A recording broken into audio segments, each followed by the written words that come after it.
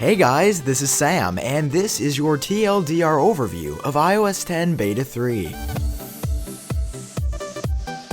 Jumping right into it, if we take a step back to just under 2 weeks ago when iOS 10 Beta 2 launched, we found a new option under Accessibility and Home button called Rest Finger to Unlock.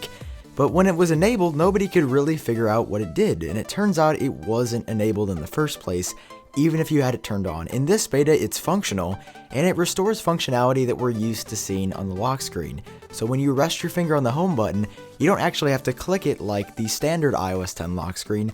It will unlock like iOS 9 or iOS 8, and you don't have to click anymore, which is kinda nice if you didn't like the new unlock style. When you launch up the Health app after updating to iOS 10 Beta 3, you'll be greeted with this new pop-up, asking you if you allow your activity health data to be sent to Apple, which in turn should improve activity and health data for everybody.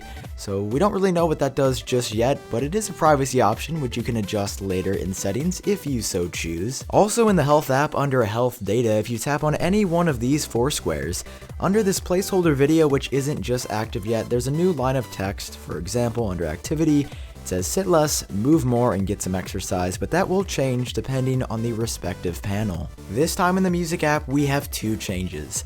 Right here, downloads has been once again flip-flopped and reverted back to downloaded music, like it was found in iOS 10 Beta 1, which is weird that Apple keeps tweaking just this line of text, but I guess we'll see what happens in the future.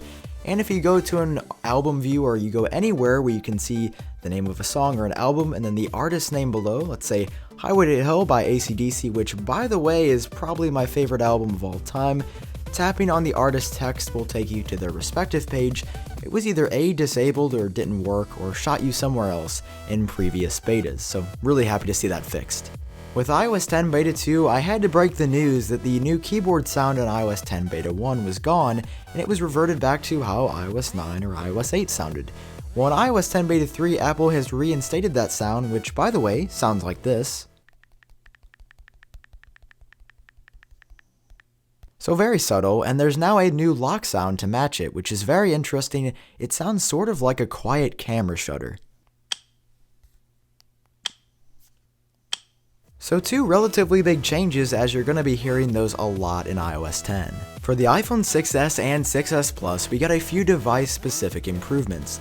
First off, when you lock your device, you'll get a subtle vibration, which goes along to match that sound. And if you 3D touch on any third-party app icons on the home screen, new in iOS 10 was the ability to share it, and then the share sheet would pop up. While in previous versions it would just say share, it now says the app icon name alongside it. In Control Center, the HomeKit icon has been refreshed along with some other very minor improvements.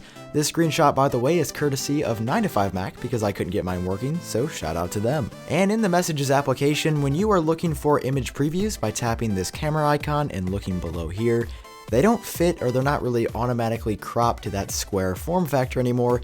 If it's a screenshot like off of an iPhone 6s, it will appear like this below. I think it's a really nice touch and allows you to see the full image of what you're about to send. Also, I'm not entirely sure if this part is new, but you can also take your finger and drag it up into the Messages app to send the image by itself, or drag it in the iMessage area to send the picture with some text.